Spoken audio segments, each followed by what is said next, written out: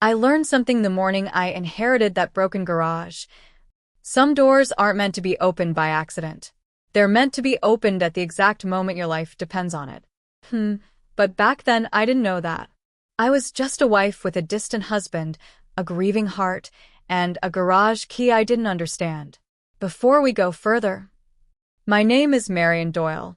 I'm 46, and what I'm about to tell you is the story of how a useless old garage saved my life and exposed the man I thought I knew.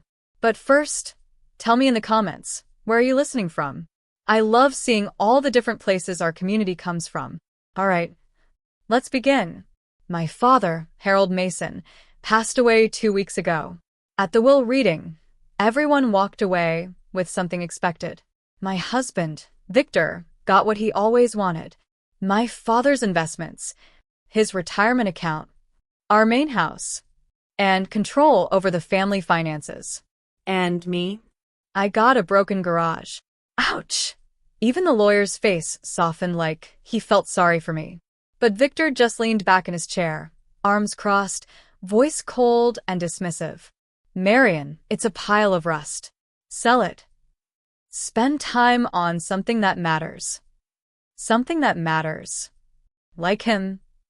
Like his rules, his comfort, his control. But something about the garage key made my skin prickle. It was old, heavy, too important to be an afterthought. That morning, Victor stood in the kitchen, stirring his coffee like he was annoyed. He even had to breathe the same air as my grief. "You're staying home today," he said flatly. "No wandering. No surprises. Just rest." It's strange how a man can claim he's protecting you, while his voice feels like a locked door. "I'm going to Paula's," I told him. "Just for a little while." He didn't look up. Fine. "Don't be long." He didn't ask why. Or how I felt. Or if I needed anything. He never does. So instead of driving to Paula's house, I drove to the garage. A place Victor didn't want me near.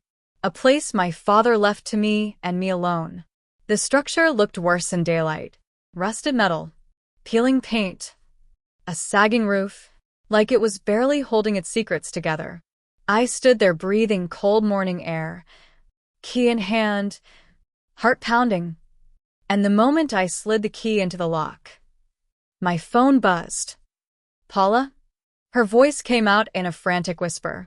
"Marian, your husband is at my door. He's knocking. He's asking for you. He thinks you're here." My stomach dropped. "Paula, what did you say?" She whispered fast, terrified. "I told him you left 5 minutes ago, and said you'd call him." My pulse hammered against my ribs.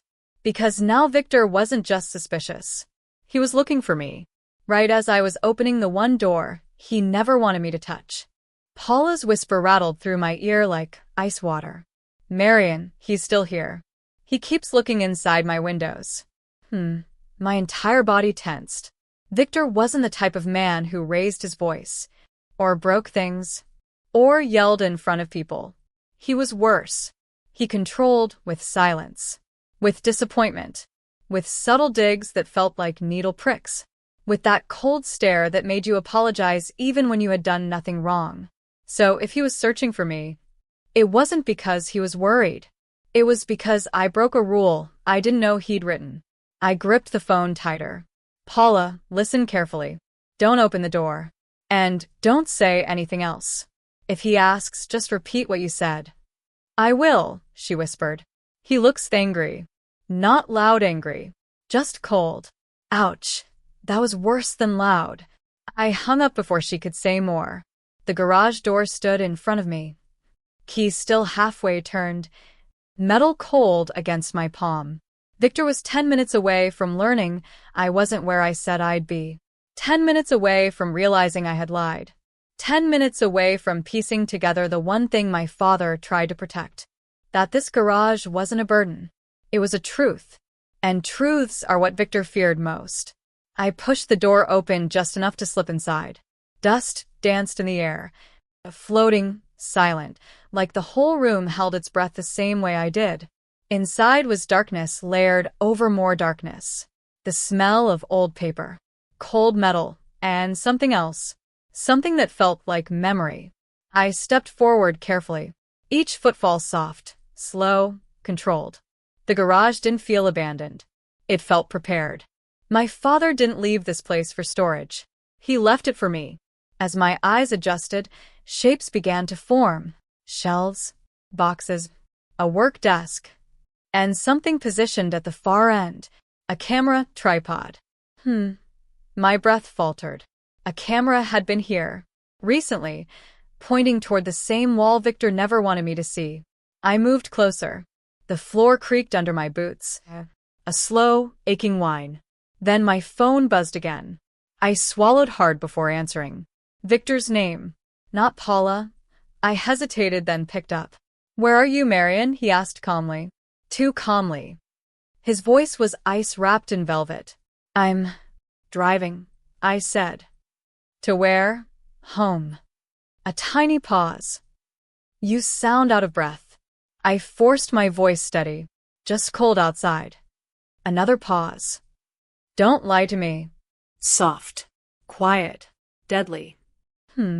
My heart twisted painfully. Victor only used that tone when he'd already decided I was guilty. "I'll be waiting for you," he said. "Don't take long." He hung up before I could speak. My throat tightened. He was heading home, expecting me to show up. At a place I wasn't even close to.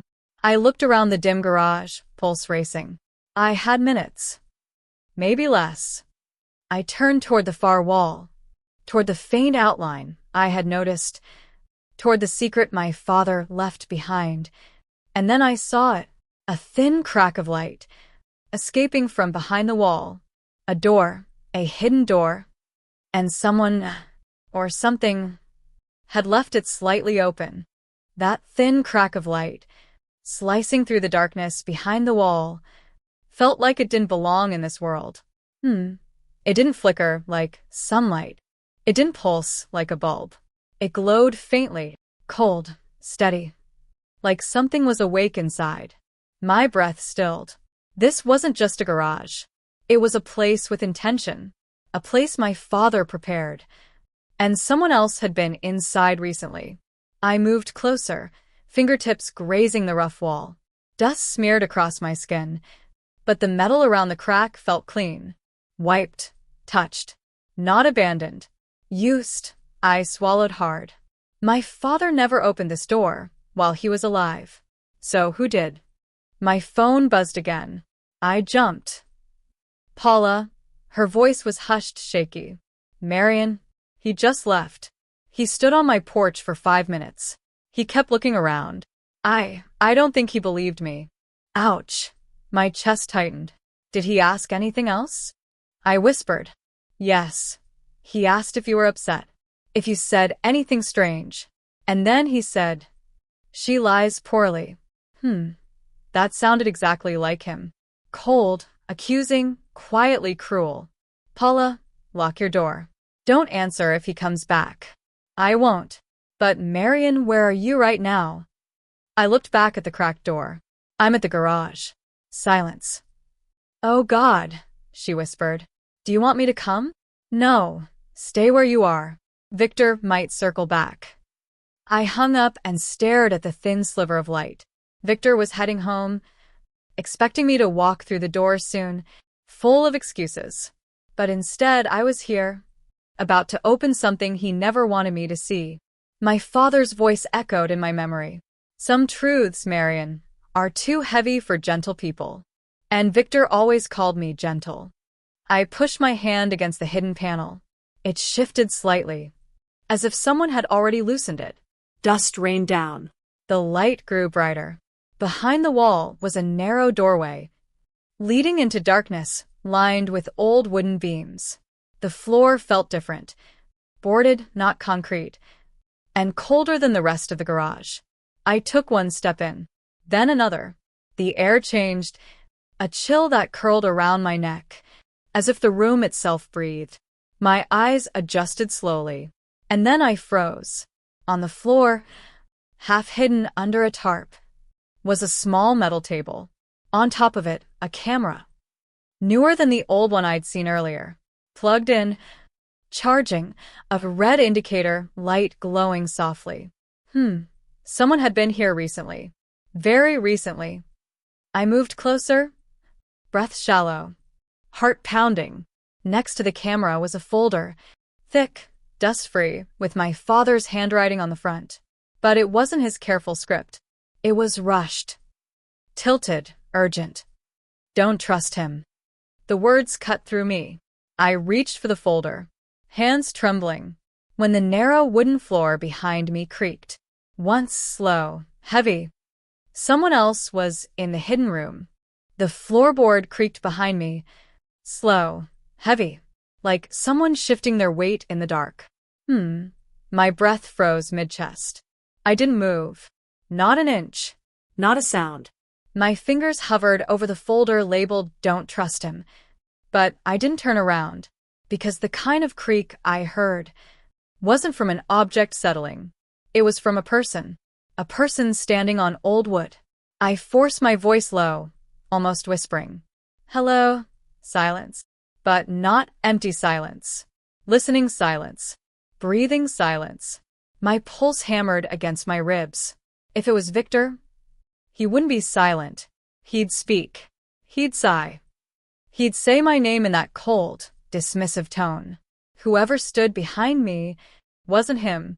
I slowly reached into my coat pocket and pulled out my phone. Clicked the screen. No signal. Ouch. Of course. The hidden room was too deep inside the garage. Too much metal. Too many walls. My father didn't build this to be easy to escape. I swallowed hard and forced myself to turn around. Creak. The noise came again. But this time, it wasn't behind me. It was above me. My eyes followed the sound. Up.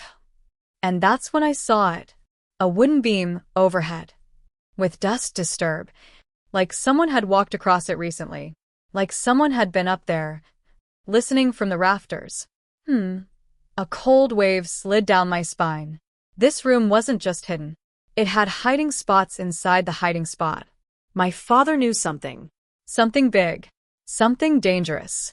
I backed toward the table with the camera, keeping my eyes on the beams overhead.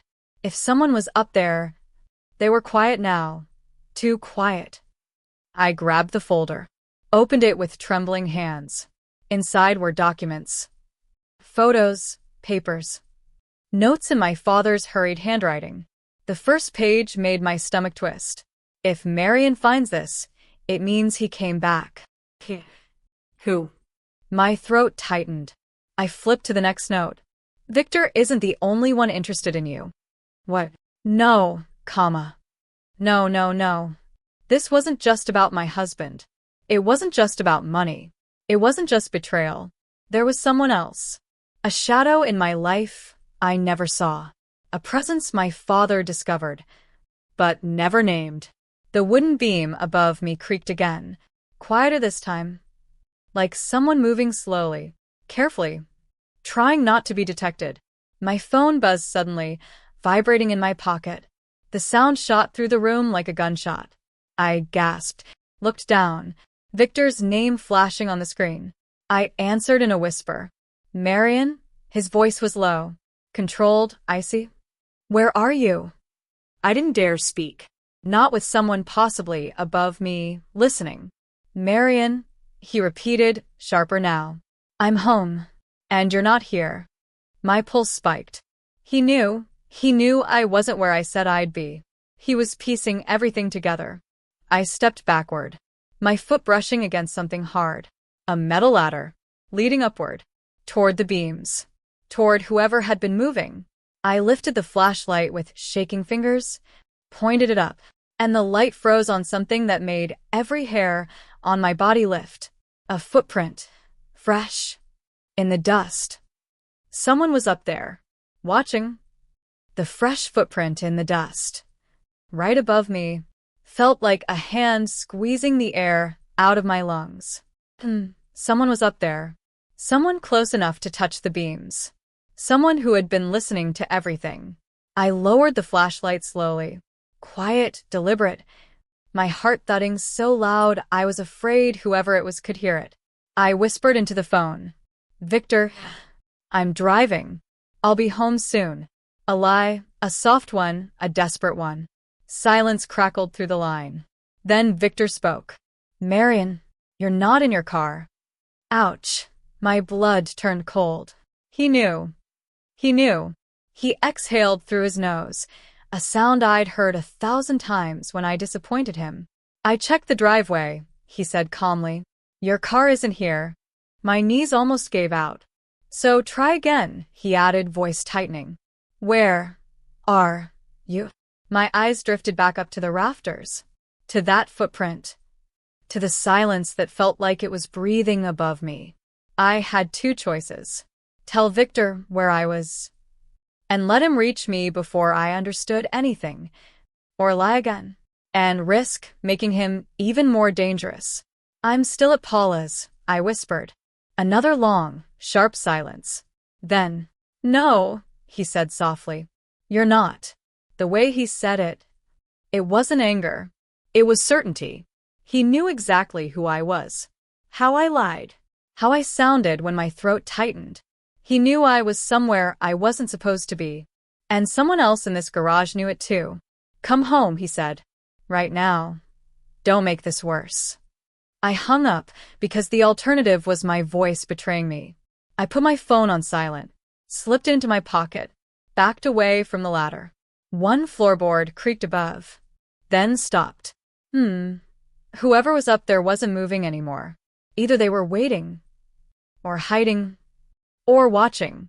I turned back to the folder in my hands, my father's rushed handwriting, pages sticking together. Dust smudged across the ink. I flipped to the next page. My father's words sliced through me. If she's reading this alone, she's in danger. Another note underneath. He isn't who you think he is. Another. I found the recordings. Recordings. My father found something. Something so dangerous it made him build a secret room. I reached for the metal box. The same one he told me not to open alone. My fingers brushed the latch. Creak. A beam above me groaned again. This time louder. Closer. Dust drifted down in a faint cloud, landing on my shoulder, like someone had shifted their weight directly above me. I lifted the flashlight again, slowly, up the ladder, toward the beams, and the light hit something that punched the air out of my lungs. A hand. A human hand. Gripping the beam. Still unmoving. Watching me. The hand didn't move. It just clung to the wooden beam. Silent, pale, still. Fingers curled like it had been waiting there for a long, long time. My throat tightened so hard I couldn't breathe. The flashlight trembled in my grip. A thin beam of light caught the dust floating around the hand, and the way the skin didn't shift, didn't twitch, didn't react to the brightness. It wasn't a startled hand. It wasn't a panicked hand. It was a watching hand. Someone was up there, listening to me, studying me, the same way my father said someone had studied our family. I forced my voice out, barely a whisper. Who's there? The hand didn't move. The silence grew thick, so heavy it felt like the room was leaning in around me. I backed away, one step, two, keeping my eyes locked on the rafters. If I blinked, I'd lose sight of them. My heel bumped into the metal table. The folder slipped to the floor. Papers scattered across the boards. My father's handwriting spilling everywhere like broken pieces of a warning too late to hold together. I crouched, grabbing the nearest page. Bold handwriting. Rushed, fearful. He isn't acting alone. Ouch. My hands shook. My father wasn't warning me only about Victor, but about someone else. Someone who had already been close enough to enter this room. Someone who might be above me right now. I scanned the rafters again with the flashlight. Slow, steady. The hand was gone. My stomach dropped. Something shifted across the wood. A soft drag. A faint brushing sound. Like whoever was up there was moving to a new position. Circling. Looking for a better angle. I clutched the flashlight tighter. Show yourself, I whispered. Nothing. The rafters stayed still. Empty, clean. Too clean. As if someone covered their tracks. Someone who knew how to hide. My phone buzzed again. So loud it made me jump and hit the table. I grabbed it, breath shaking. "Victor," I answered in a whisper. "Where are you?" his voice asked immediately. No greeting. No warmth. Just accusation wrapped in control. "I'm on my way," I lied. Silence. Then, "You're lying." Quiet, sharp. I shut my eyes. "Come home, Marion," he continued, "before things get worse." I hung up and stepped closer to the hidden table again. That metal box sat there. Heavy. Quiet. Almost humming with secrets. My father told me not to open it alone. But I wasn't alone. Not in the way he meant. Whoever had been above me, whatever they were doing, whatever connection they had to Victor, I needed to see what was inside that box. now, before he arrived, before the person in the rafters moved again, I reached for the latch. Heart pounding so loud it filled my ears. Just as my fingers touched it, a voice came from the darkness behind me. Not loud, not aggressive, just a cold whisper. "Marion." Don't. "Marion, don't." That whisper wasn't Victor's voice. It wasn't deep enough, wasn't warm enough, wasn't familiar enough. It felt like something thin, cold. Like the words slid across the air instead of coming from a person. My breath shattered in my chest. I spun around so fast the flashlight shook violently across the walls. The beams, the dust-filled air. But no one was there. No shadow. No figure. Just the dim glow seeping from the hidden room, making everything look warped, tilted, wrong. "Who's there?" My voice cracked. No answer. Not even a breath. Only silence layered over more silence, like the room had swallowed the sound whole. I backed toward the metal box instinctively, because even though I didn't know what was inside, I trusted my father more than the voice that had just spoken. My phone buzzed again. I jumped, fumbling it, nearly dropping it. "Victor?" Again. I pressed it to my ear, barely whispering. "What do you want?" His voice came in low, steady, deadly calm. "Marion, I'm not asking again. Come home. Now." Ouch! Every word felt like a leash tightening around my throat. "I told you," I started. "You're not at Paula's." He cut me off sharply. "No more lies." I froze. "Marion." Come home, he repeated. "Or I'll come find you." That wasn't a threat said out loud. It was one said between the words. I ended the call and shoved the phone into my pocket. Every cell in my body pulsing with fear. I turned back to the hidden table. The metal box sat there, quiet, heavy, as if waiting for the exact moment my father knew would come. I reached for the latch again. My fingers shook, but I forced myself to breathe through the fear, through the whisper, through the fact that someone had been above me moments ago. The latch clicked open. The room seemed to shift with the sound, as if the walls pulled in closer. I lifted the lid slowly. Inside was a thick stack of envelopes, bundled together by a single piece of twine, and a small external hard drive resting on top. My heart stuttered. A hard drive. My father didn't use technology, unless he had to. If he left this, it meant the contents were more important than anything he could put on paper. I reached for it, but the hidden room suddenly dimmed, the crack of light behind me narrowing, like someone was pushing the outer panel closed. I spun around. The door I had entered through, the small hidden opening, was no longer wide. It was barely a sliver. Someone was closing it. Someone on the other side. Ouch! My breath shot out in panic. I lunged forward, dropping the envelope stack, trying to wedge my hand between the narrowing gap. Dust rained down. The light shrank. Shrinking. "Stop!" I shouted. Something stopped. The gap froze. An inch of light remaining. Silence. Then, from the other side of the wall, a slow, controlled exhale. Not mine. Not Victor's. Someone else. Someone who had been waiting for me. My heart thrashed painfully as I whispered into the crack. Who are you? A voice answered back quietly. I've been watching you for a long time. The voice seeped through the crack like cold air. Calm, steady, frighteningly patient. Not Victor. Not anyone I knew. My pulse hammered so hard it hurt. Who are you? I whispered. Silence followed. Not empty silence, not confused silence, but deliberate silence, like the person was choosing their next words carefully. Then, finally, you shouldn't have opened that door, Marion. Ouch! My knees nearly buckled. He knew my name. He said it with an ease that made my skin crawl, as if he'd practiced saying it. I stumbled back from the shrinking gap, my hand brushing against the table. The envelopes scattered across the floor, the hard drive still resting inside the open box.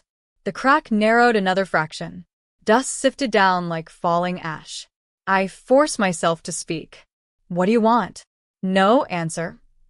Just another soft exhale. Too controlled, too aware, too close. A sound came from above the beams. A faint shifting. Not enough to see. Just enough to know. There were two people inside this garage. One behind the hidden door. One above me. My father wasn't paranoid. He was protecting me from something real. I grabbed the hard drive, shoved it into my jacket, and backed deeper into the hidden room, trying to make out shadows in the rafters. Nothing moved. Nothing breathed. But I felt eyes on me. Watching. Waiting. My phone vibrated again. Just once. A silent buzz against my leg. I pulled it out. Paula. Her message blinked. Marion. Victor left my place. He's driving fast. I think he knows you lied. My throat closed. Victor was coming. And I wasn't done here. I typed back quickly. Don't respond if he comes back. Lock your doors. Before I could slip the phone away, it buzzed again. Victor this time. I didn't answer. I couldn't let my breath give away the truth. I reached down to grab the scattered envelopes. My father's hurried handwriting shaking in my hands. One envelope had slid under the table. I pulled it out, written across the front. The person you never saw. My skin went cold. I opened it fast, papers spilling into my palm. Photos, notes. Shadows in doorways. A blurry figure standing across the street from our house. Dates matching nights Victor traveled for business. And in the corner of one photo, the same shoes I'd glimpsed on the beam earlier. Ouch! A knot twisted in my stomach so violently I nearly dropped everything. This wasn't random. This wasn't bad luck. This wasn't grief making me paranoid. Someone had been watching me for years. My father knew. He tried to warn me. And Victor. Victor had lied about everything. The crack of the hidden door suddenly snapped fully shut, plunging the room into deeper blackness. The person on the other side whispered one last time through the metal. Marion, go home. Before he finds you first. My heart pounded with terror. Because the whisper didn't just mean Victor was coming. It meant Victor wasn't the only danger. The hidden door slammed shut, so hard the sound trembled through the floorboards. Darkness swallowed the room. Thick, heavy, silent in a way that felt unnatural. That whisper, go home before he finds you first, still echoed inside my head. Victor was coming. But the voice wasn't warning me about Victor. Someone else was the danger. Someone closer. Someone who had been here long before today. My breath shook as I crouched and felt for the envelopes scattered across the floor. They crinkled under my hands. My father's handwriting rough against my fingertips. Each note more frantic than the last. I shoved them into my jacket. All of them. Because if someone was watching, if someone had been waiting, I wasn't leaving anything behind. I grabbed the hard drive next. Small, cold, full of the truth my father couldn't say out loud. A sound above me made my blood freeze. A faint shift. Wood bending. Dust falling in a soft rain. The person in the rafters was still there. Watching. Waiting? I raised the flashlight, its weak beam cutting through the dark, searching the wooden beams. Nothing moved, but I felt it. A presence. A gaze I couldn't see. I forced myself to speak. Why are you here? My voice cracked. Silence. Then another shift. The sound of weight sliding across old wood, moving toward the far side of the room. Away from the ladder. Like they didn't want me to climb up. Like they didn't want me getting close. Ouch! My pulse hammered painfully. I backed toward the narrow doorway. The only way out. The thin crack of light was gone now, but the outline was still there. I pushed my shoulder against it. It didn't budge. I shoved harder. Still nothing. Someone had closed it. And someone had locked it. My phone buzzed in my pocket, a short, violent vibration that felt too loud in the silence. Victor, I answered, whispering. Victor, I'm driving home. No, you're not. His voice was ice. Sharp, controlled. Almost rehearsed. My throat closed. You're breathing too fast, he continued quietly. And you only breathe like that when you're lying. He was reading me again. Studying me. Tracking me the way he always did when he wanted control. Come home, he repeated. Now. I hung up, because if he heard the panic in my voice, if he knew how terrified I was, he would know exactly where I was hiding. I braced myself, kicked the lower panel of the door with everything I had. A crack formed, just enough to slip 2 fingers through, just enough to pull. The door scraped open a few inches, dust spilling, air rushing, and then a hand shot out from the darkness behind me, not grabbing me, not hurting me, but pointing upward, pointing toward the rafters, toward a shadow I hadn't noticed before, a shadow wearing a pair of shoes, the exact same ones from my father's photos. Someone I thought I'd never see again. The shadow in the rafters didn't move, but those shoes, those exact same shoes from my father's photos, they froze every bone in my body. My breath turned to ice. This wasn't a stranger. This wasn't an accident. This was someone who had been in my life long enough for my father to warn me, and someone who never wanted to be seen. I stared up at the rafters, my flashlight trembling in my grip, the beams shaking across old wood and drifting dust. Who are you? My voice cracked. No answer, just stillness. A stillness, so controlled it felt intentional. Behind me, the hand that pointed slowly withdrew into the shadows, as if its only purpose was to direct me to that figure overhead. Ouch! My stomach twisted. 2 unknown people in the garage. One behind the wall, one above me. Both silent, both watching, both connected to my father's fear. My phone vibrated again, a violent buzz that jolted me out of my paralysis. Victor, I answered with shaking fingers. Marion, where are you? His voice wasn't calm anymore. It was sharp, tense, like a man gripping the edge of something he couldn't control.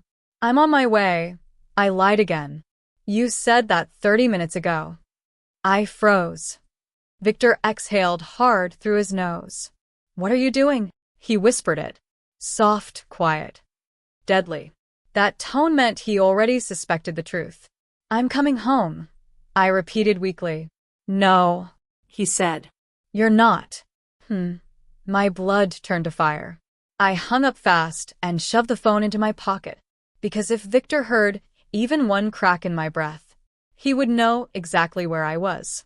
And he was already too close. I stepped backward, toward the thin opening I'd forced in the hidden panel, pulling it wider inch by inch. It opened enough for me to slip through. Cold air rushed over my shoulders. A relief, a warning, I didn't know which. But just as I stepped into the main garage room, something scraped above me. Slow, dragging, deliberate. The figure in the rafters shifted, leaning forward, just enough for the light to catch the lower half of their face. A jawline, a chin, a faint scar near the mouth. My heart stuttered painfully. I knew that scar. Not well. Not personally. but from the same set of photos my father had hidden in the folder titled *The person you never saw. A man standing across the street from our house. A man standing behind a tree at my job. A man watching from a distance whenever Victor traveled. He wasn't just a stalker. He wasn't random. He was connected to my father. And connected to Victor. My hand pressed hard against my mouth to stop a scream. I stumbled backward, toward the garage exit. But just as I reached for the door handle, my phone vibrated again. One new message. From Paula. I opened it fast. Marion, he's not on his way home. Victor just parked outside your garage. My heart slammed against my ribs. The rafters creaked above me. Heavy footsteps approached the front door. 2 threats, 1 room. No escape. Paula's message burned through my screen. Marion, he's not going home. Victor just parked outside your garage. My entire body locked. I looked at the front entrance, the thin sliver of daylight under the door, and the shape of footsteps moving outside. Victor. Here, now. I pressed my palm against the concrete wall, trying to steady my breathing. But above me, the rafters creaked again. The man with the scar shifted his weight. Slow. Intentional. Like he was waiting to see what I'd do next. 2 dangers, 2 different directions. And I was stuck between them. Ouch! My heart squeezed painfully.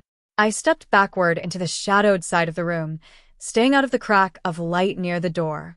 If Victor walked in and saw me near the hidden panel, near the evidence, near the hard drive in my jacket, he would know. He would know. My phone buzzed again, but I muted it before looking. Another text from Paula. He knocked. He's trying the door handle. My breath caught. Victor never knocked out of worry. He knocked out of control. Out of interrogation.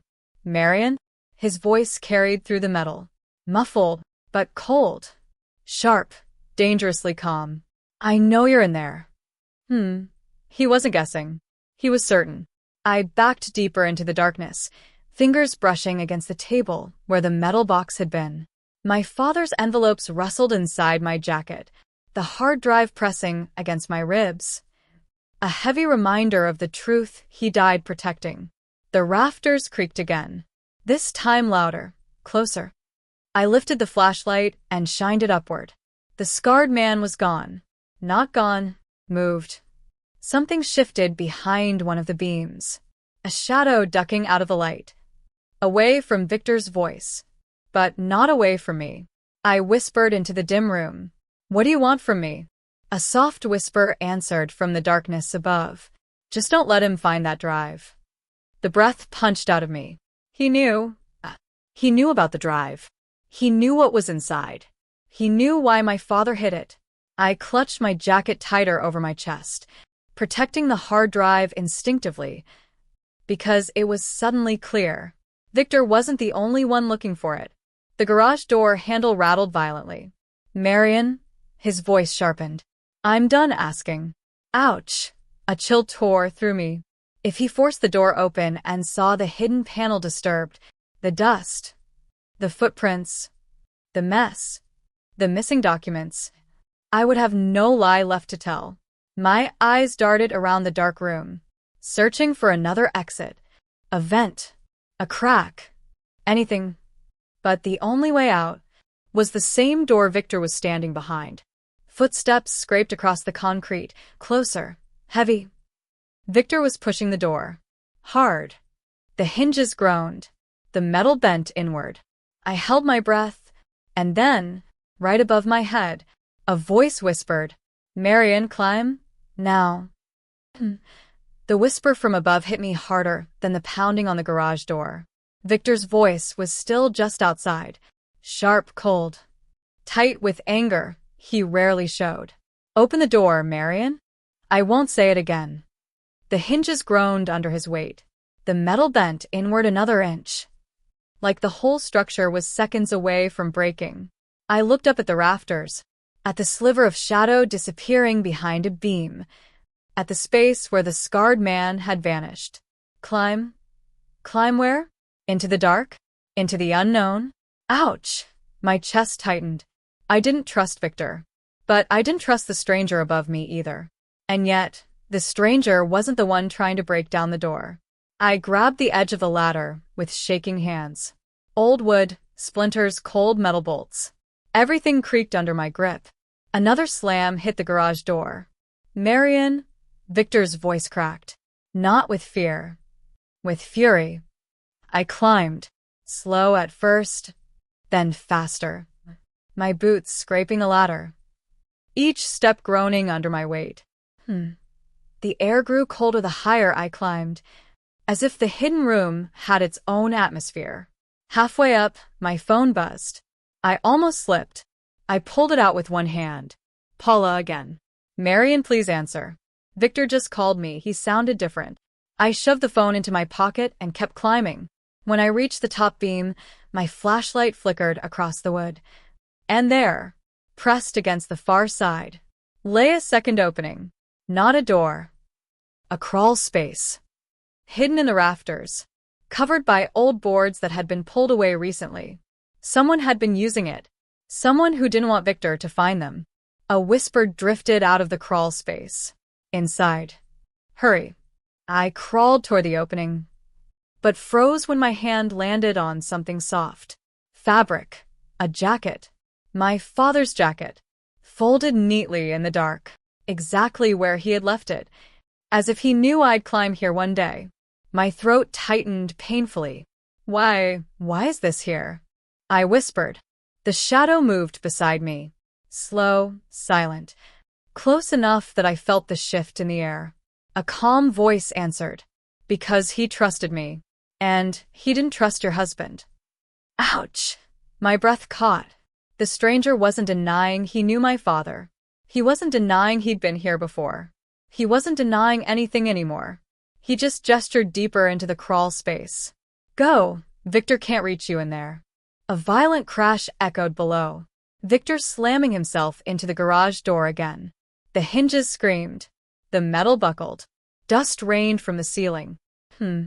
He was seconds away from breaking in. I crawled into the dark space. Hands shaking, knees scraping.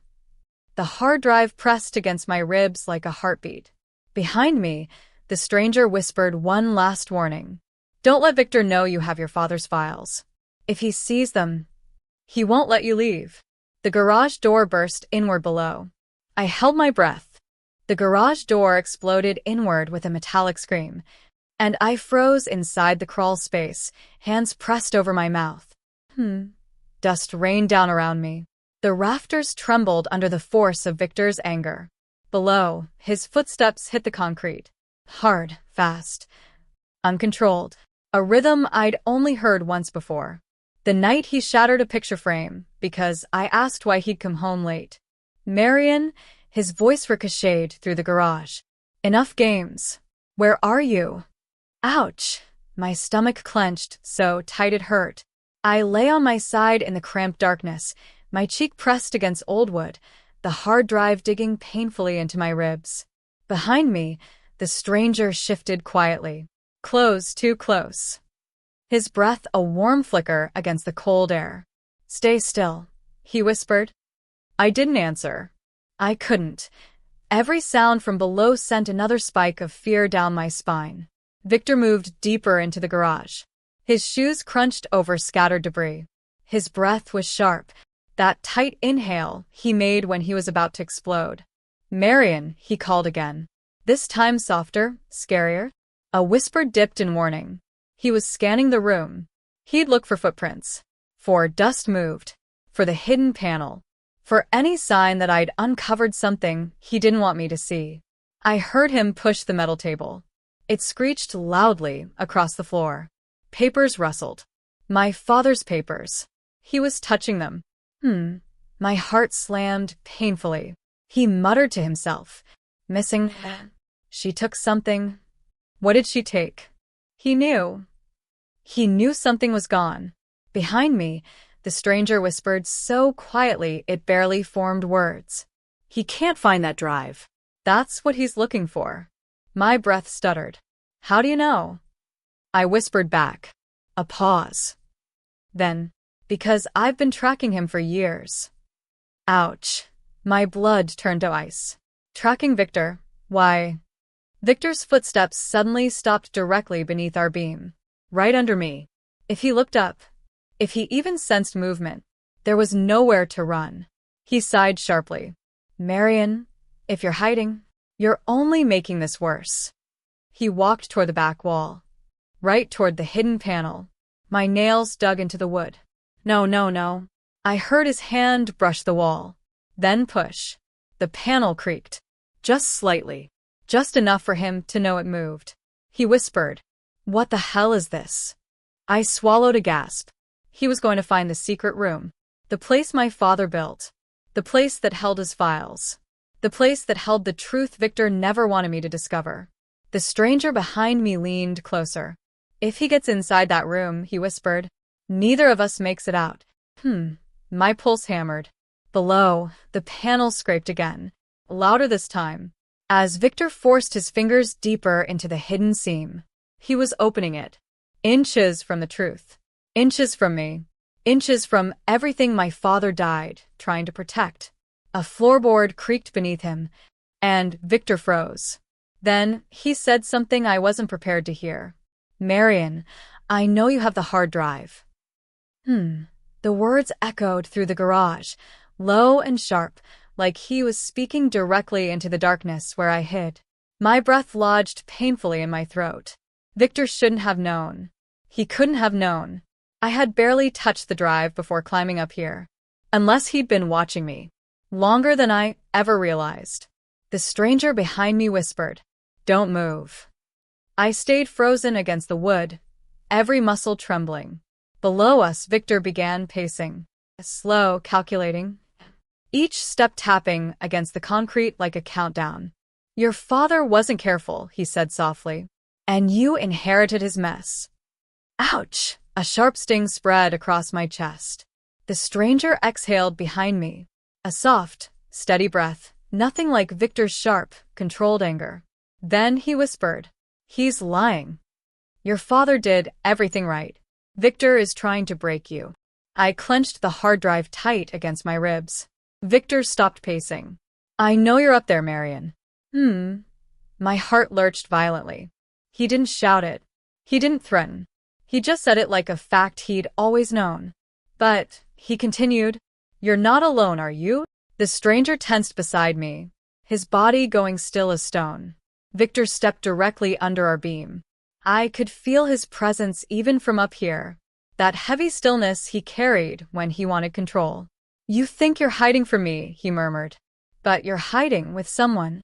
I sucked in a breath. He knew there was someone else. The stranger leaned close enough for me to feel his whisper brush my ear. "Don't answer him. Don't make a sound." Below, Victor dragged something across the floor, metal scraping concrete, sharp, loud, echoing into the crawl space. He had grabbed the ladder. Ouch! My pulse spiked painfully. He was moving it, positioning it, angling it toward the beams. "Marion," he said calmly, "I'm coming up. And when I do, this ends." The stranger's hand gripped my arm gently. "Come with me," he whispered. "There's another way out." "Where?" I breathed.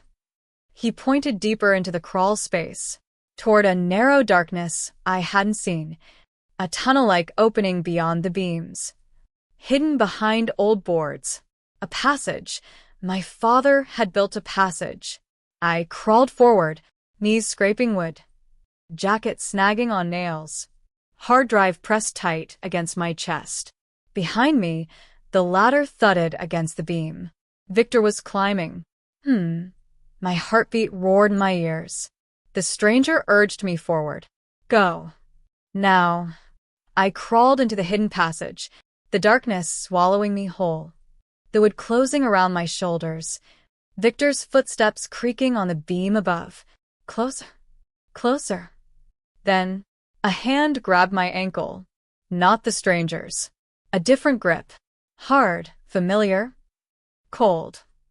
Victor's voice slid through the crawl space. "Got you?" Victor's hand clamped around my ankle. Cold, hard, unshakable. A shock shot up my leg, my heart slamming against my chest so violently it hurt. I kicked instinctively. Once, twice. But his grip only tightened, fingers digging into my skin like iron hooks. "Marion," he hissed, "stop running." Ouch! His voice was too close. Too calm. Too certain. The stranger grabbed my wrists from ahead, whispering fiercely, "Pull forward now." I tried. God, I tried. My nails scraped wood, my boots pushed off beams, my shoulders burning as I struggled forward into the narrow passage. Victor yanked me back an inch. Then another. My spine scraped the boards. Dust filled my throat. The darkness shook with every pull. "Marion," he said again, "you're making this harder than it needs to be." Something in his tone sent a chill shooting through my bones. This didn't sound like a husband looking for answers. It sounded like a man tying up loose ends. The stranger's hand slid down the passage, pressing something into my palm. A metal bar. Small, cold, sharp-edged. "Use it," he whispered. I didn't think. I swung. The bar cracked against Victor's knuckles. He shouted, more anger than pain, and his grip loosened just enough for me to yank my leg free. "Go," the stranger barked. I crawled forward fast, knees scraping, shoulders banging, heart pounding. The hard drive thudding against my ribs with every movement. Victor snarled behind me, a sound I had never heard from him. Not once. Not in any argument. Not in any moment of our marriage. This was a different man. A man with nothing left to hide. "You think he'll protect you?" Victor growled, his voice echoing up the wooden tunnel. "You don't even know who that man is." My breath trembled. I didn't know. Not really. But I knew one thing. The stranger wasn't trying to drag me down. Victor was. The passage sloped downward suddenly, so steep I had to brace my hands to avoid sliding. It opened into a small lower chamber beneath the rafters. Cold, dark, barely big enough to crouch in. The stranger dropped down behind me, landing silently. He pressed a finger to his lips. Above us, Victor crawled across the beam, breath ragged, footsteps shaking dust loose in angry bursts. "Marion," he shouted, "you can't hide in my father's mess. You're making a mistake." Ouch! My chest tightened. He knew. He knew this place belonged to my father. He knew about the tunnels. He knew about the files. He knew everything I didn't. The stranger leaned close, whispering, "He's known about this garage since before you met him." The truth hit like a punch. Victor didn't just stumble into danger. He stepped into my life because of it. The stranger's voice dropped to a trembling whisper. "And he didn't marry you for love." The words slammed into my chest so hard I forgot how to breathe. The stranger's voice echoed in the cramped darkness of the lower chamber, low and steady, but full of something I hadn't expected. Regret. I stared at him through the dim flicker of my flashlight. "What does that mean?" I whispered. He didn't answer right away. His jaw tightened. His eyes darted upward, listening. Above us, Victor's footsteps pounded across the beams. Angry. Chaotic. Searching. "Marion," he shouted. "You think you can crawl away from this?" Ouch! My pulse spiked. The stranger leaned closer, keeping his voice barely audible. "Your father didn't die by accident." My throat closed. What did you just say?" He shook his head quickly. "Not now. Move." He gestured toward a narrow opening behind us.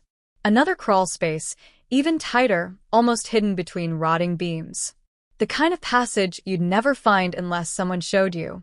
I hesitated. "Tell me what you mean," I whispered. His eyes softened, something almost protective beneath the fear. "I will, but only if we survive the next 10 minutes. A cold chill ran down my spine. Victor's voice echoed again, closer this time. "Marion, come out right now." The stranger nudged me gently. "Go." I crawled into the passage, the wood squeezing my shoulders, dust filling my nose. every breath shallow and trembling. He followed close behind, quiet, controlled. Nothing like Victor's violent footsteps above. The passage sloped upward, then curved sharply across the garage ceiling. It felt endless, a twisting spine of wood and shadows. Finally, it opened into a narrow attic-like space above the garage entrance. We crouched, breathing hard. Below us, Victor stood directly under the attic floor, pacing in circles, voice shaking with fury. "You were supposed to trust me," he snapped. "You were supposed to stay home. Why couldn't you just listen?" That tone, the same tone he used whenever he controlled me with disappointment, now twisted into something darker. The stranger leaned close. "He's not angry you lied. He's angry you found the door." I swallowed hard. "Why? What does he know about this place?" He looked at me, eyes shadowed, filled with truths he didn't want to say. "Your father built this garage to protect you." A beat. And Victor married into that protection. My chest tightened painfully. "You're lying," I whispered. His voice didn't waver. "He knew your father hid something here. He knew there were files. He knew you were the key to accessing them. You think your marriage was coincidence?" I felt sick. "No, Victor chose me. He selected you," the stranger corrected softly. "There's a difference." Ouch! My stomach dropped. Below, Victor suddenly stopped walking. Silence. Then, softly, coldly, he spoke. "I know you're above me." The stranger's hand gripped my wrist. His whisper trembled. "He can hear us." My heart slammed against my ribs. Victor grabbed something heavy, metal scraping the floor. Then, directly beneath us, we heard him climbing. Victor's footsteps thudded against the ladder beneath us. Slow, measured. The kind of calm that only shows up right before something snaps. Each metal rung groaned under his weight. The whole attic space trembled around us. The stranger tightened his grip on my wrist, whispering fast. "Don't move. He's listening for vibration." My breath caught.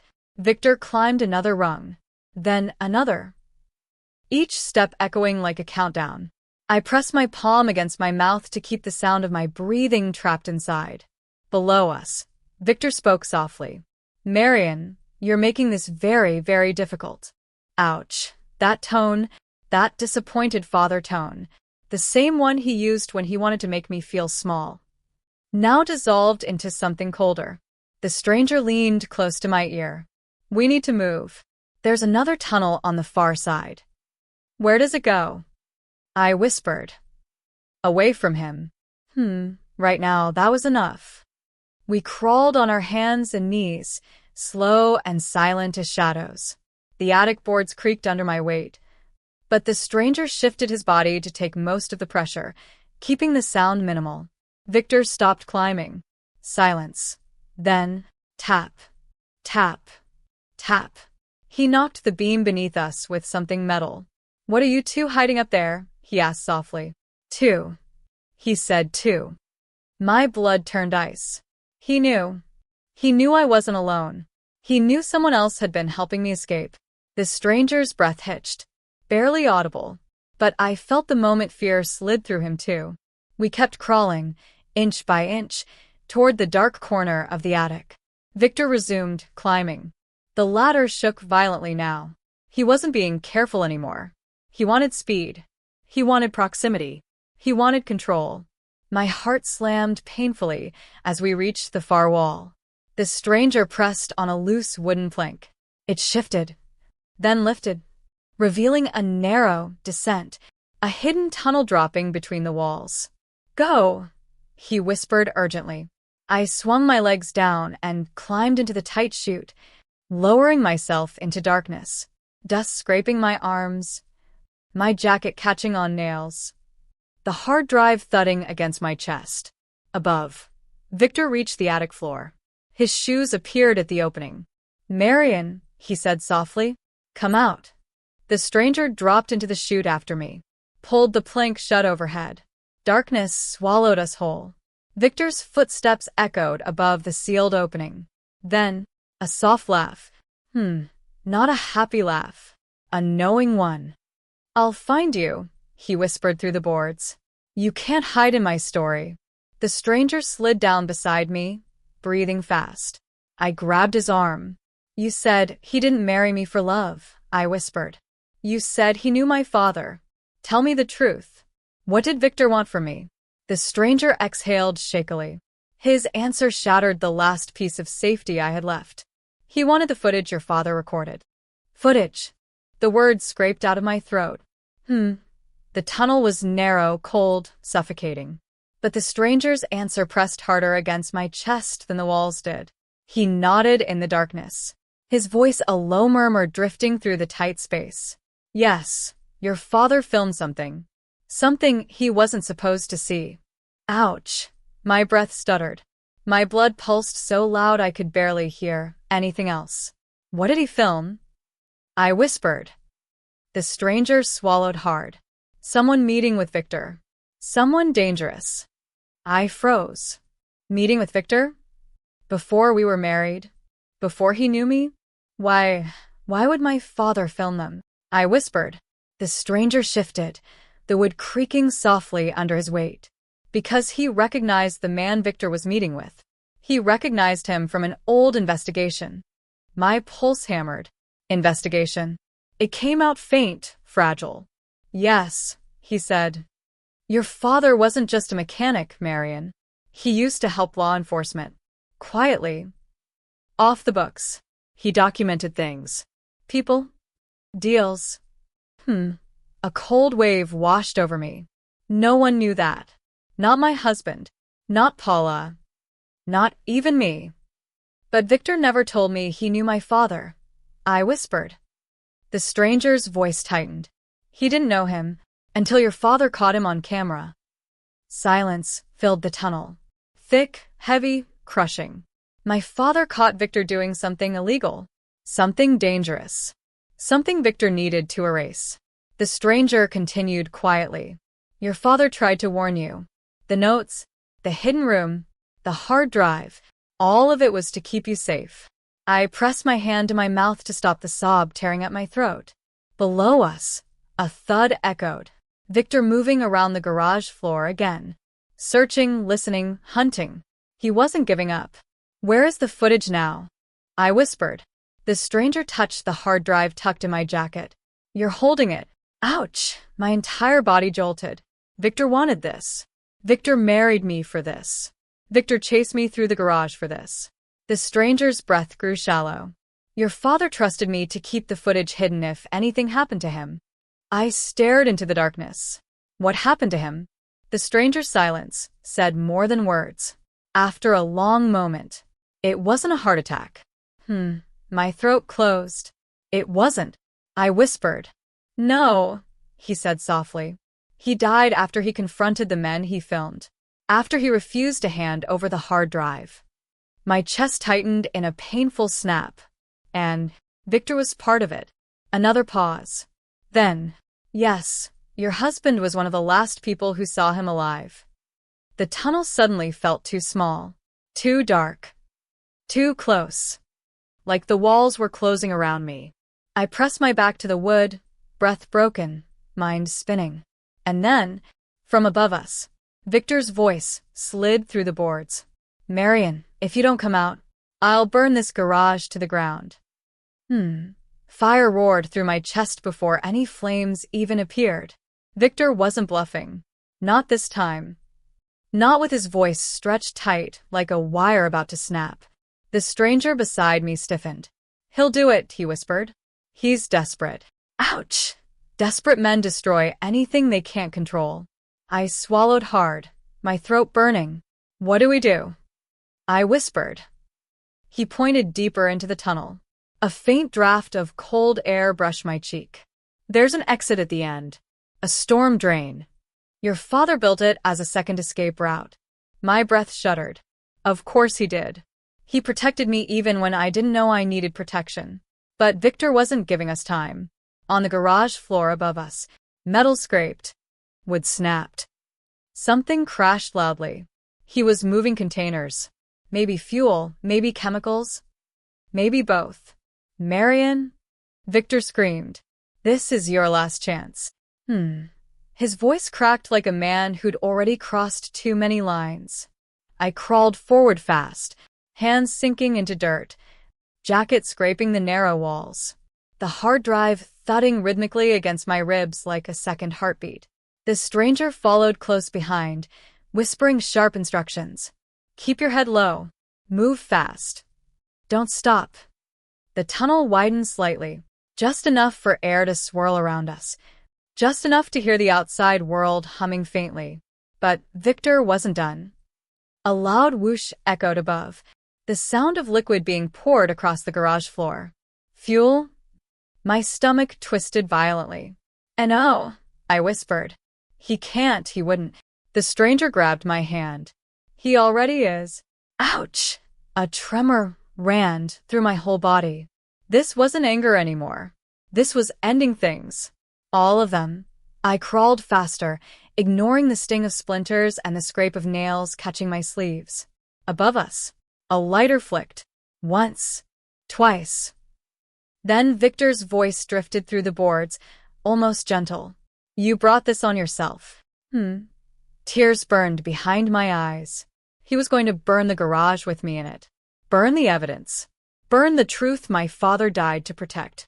Burn everything. "Move, Marion," the stranger hissed. I pushed harder. The tunnel sloped downward sharply, wood giving way to dirt. Dirt giving way to concrete. The faint smell of cold water drifting toward us.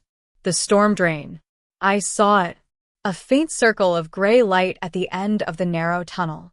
Freedom. Air. A way out. Behind us, Victor shouted one last time. "Goodbye, Marion." A spark snapped. A roar followed. Flames whooshed across the garage floor above our heads. Heat searing through the boards, light bleeding through cracks. Smoke curling into the tunnel. I coughed, gasped, clawed my way toward the exit. The stranger shoved me forward. "Go."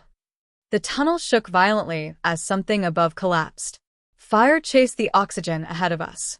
I threw myself toward the open drain as the garage erupted behind us, and a burning beam crashed down, sealing the tunnel shut. The beam crashed behind us. A thunderous, choking roar. Heat tearing through the tunnel. Smoke curling around my legs like grasping hands. For a split second, I thought this was it. That Victor would win. That my father's truth would burn with me. But the stranger grabbed my arm and hauled me forward. "Marion, don't stop. Move." We crawled, pushed, stumbled, lungs burning, eyes stinging. The hard drive pressed to my chest like a lifeline. The storm drain's opening glowed ahead. Gray light, wet pavement, cold air. A world that wasn't on fire. I threw myself through the exit. Ouch! Cold asphalt slammed into my side, knocking the breath out of me. The stranger slid out behind me, coughing hard. We scrambled up, dragging each other away from the drain, until we collapsed behind an old dumpster near the alley wall. Above us, the garage roof collapsed inward with a deafening roar. Flames shot skyward. Smoke rolled across the morning sky. Victor had burned everything he thought would expose him. Everything he thought I couldn't escape. But he didn't know I held the only thing he truly wanted. And he didn't know I wasn't alone. Sirens wailed in the distance. Multiple sets. Fast. Urgent, getting closer. The stranger looked at me, breathing hard, soot streaked across his face. "You made it." I swallowed hard. "So did you." He nodded. "Your father would be proud." A sharp ache hit behind my ribs. Who are you?" I whispered. He hesitated, then pulled out an old, worn badge from his jacket pocket. "Detective Ron Halstead. Retired. Your father and I worked together years ago." My eyes widened. You were the one he called for help?" "Yes," he said softly. "And when he died, I stayed close. To protect you. To finish what he started." Tears blurred my vision. "You've been watching me all this time?" "Not watching," he corrected gently. "Guarding." Ouch! My heart cracked open. Before I could speak, flashing lights flooded the alley. Fire trucks screeched to a stop. Police cars boxed in the burning garage. Officers shouted. Hoses roared. Flames hissed. And then, a familiar voice screamed, "Marion? Victor?" He stumbled out from around the corner, face ash-streaked, shirt singed, eyes blazing with panic. But the moment he saw me alive, something inside him broke. He dropped to his knees, not out of grief, but out of shock. You were supposed to be inside," he choked. Detective Halstead stepped between us. "She wasn't," he said calmly, flashing the badge. "And you're not walking away." Victor's head snapped up. What is this?" "Your wife survived," Halstead said. "And so did the evidence." Police officers surrounded Victor. He lunged toward me, but another officer pinned him back. "Marion," he shouted. "You don't understand. You don't understand." I finally stood up, bruised, covered in soot. Shaken, but stronger than I had ever been. "I understand perfectly," I said. Victor froze. I pulled the hard drive from my jacket. "This is what you killed for," I whispered. "This is what my father died for." His face crumpled, rage and fear twisting together. Officers cuffed him. Halstead placed a gentle hand on my shoulder. "It's over," he said. And for the first time, I believed him. Weeks passed. The investigation exposed everything. The meetings Victor hid, the men my father filmed, the corruption, the danger, the truth. Victor was charged. His partners too. The footage saved lives. My father's work mattered. And me, I rebuilt. Slowly, quietly. Stronger than before. I bought a small house outside the city. Planted a garden. Kept my father's key on a chain around my neck. And every sunrise I whispered the same thing. I survived. Thank you for listening to my story. Before you go, tell me in the comments, which moment shocked you the most? And if you want more stories of strength, justice, and survival, subscribe so you never miss the next one.